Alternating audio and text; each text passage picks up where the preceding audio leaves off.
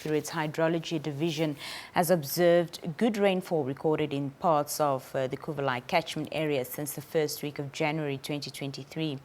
However, the rains have resulted in flash floods in the northern part of the country. Now, to give us an overview on this, I'm joined by Jona Musheko, spokesperson at the Ministry of Agriculture, Water and Land Reform. Mr. Musheko, good evening and welcome. Yes, good evening to you and the viewers across Namibia.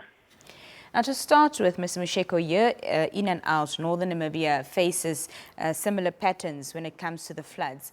Why is this the case? Well, thank you. Firstly, just to indicate that a flood that is mostly experienced in the northern part of Namibia, in most cases, emanates from Angola. And it depends to which channels it comes through in. Like in this case, it's coming through this side of passing through Angola, which is usually in different roads.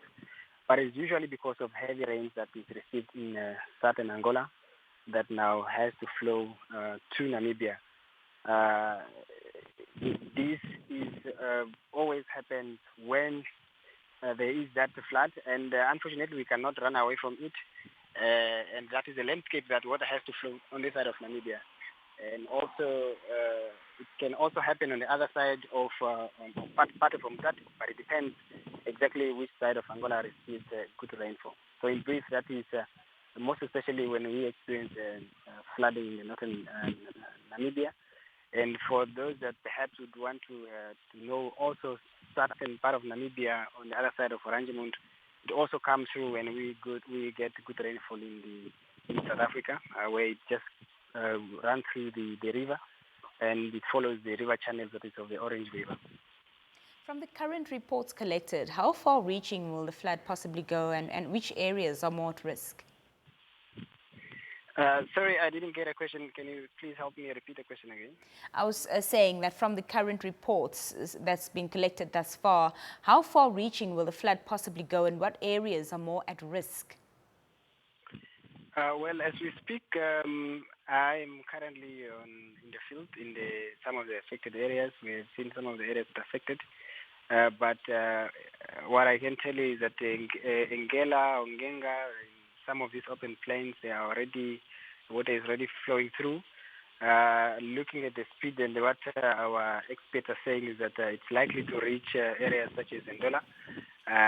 But we will keep updating the nation, most especially in this specific region, which is Angwena, at least so that they can be aware of what is coming.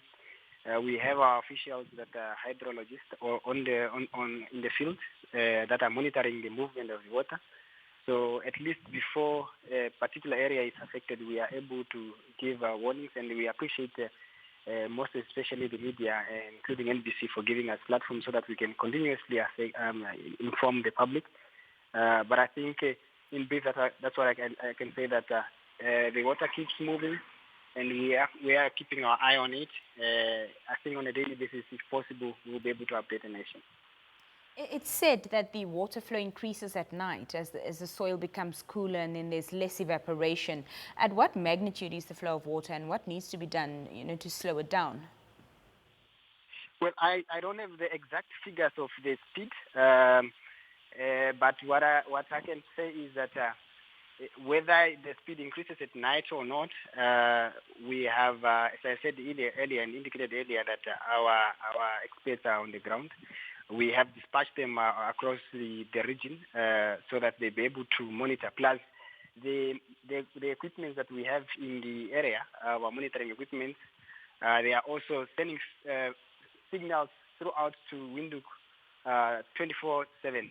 That means, apart from the technocrats that are on the ground, the equipment, those that are functional, because we also have those that are supposed to be functional, but they are not in the functional mode because they were vandalized, but that's an issue for another day. But they will keep sending signals to Windhoek, and as such, we'll keep receiving those signals and pass it through to the public so that they are alerted.